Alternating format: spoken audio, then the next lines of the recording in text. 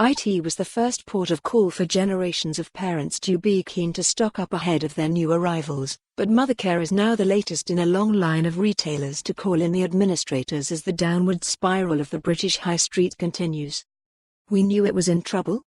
In May 2018 it said that following years of falling sales and profits, it was restructuring in a rescue deal with its creditors, but it seems more drastic action is required to keep the baby goods retailer afloat. It initially shut 55 shops in a Company Voluntary Arrangement, CVA, but is now calling in administrators, with 2,500 jobs at risk. It didn't stay ahead of the game? With the seismic shift toward online shopping, Mothercare is just the latest UK store to fall victim to the rise of the web. It said its 79 stores were simply not capable of returning to a level of structural profitability and returns that are sustainable, with analysts saying the firm had been too slow to adapt. There were too many stores? During its heyday, the retailer expanded, but as times changed, it was left with a glut of outlets, in a similar scenario to the fall of Thomas Cook. It faced stiff competition. Children's clothes are a hot market, with supermarkets selling low-priced ranges, while retail giant Primark has popular baby and children's clothing in store.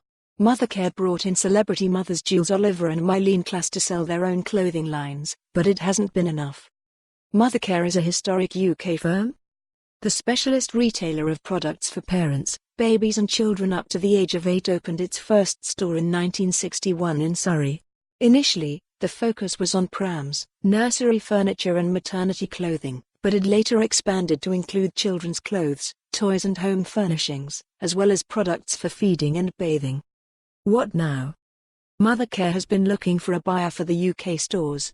The company also operates in more than 40 overseas territories, which are not going into administration as international business saw profits of £28.3 million in the financial year to March, while UK business lost £36.3 million.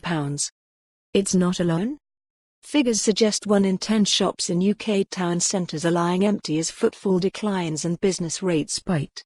It's a situation that began with force during the credit crunch, with the demise of Woolworths in 2008 possibly the biggest loss to the high street.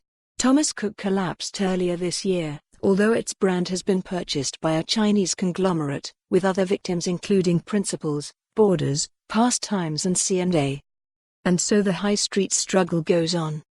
Justin King, the former boss of Sainsbury's, has called for VAT to rise to 22% and for business rates to be halved in a bid to save the high street, helping retailers competing with. For more on this story, visit the news article link.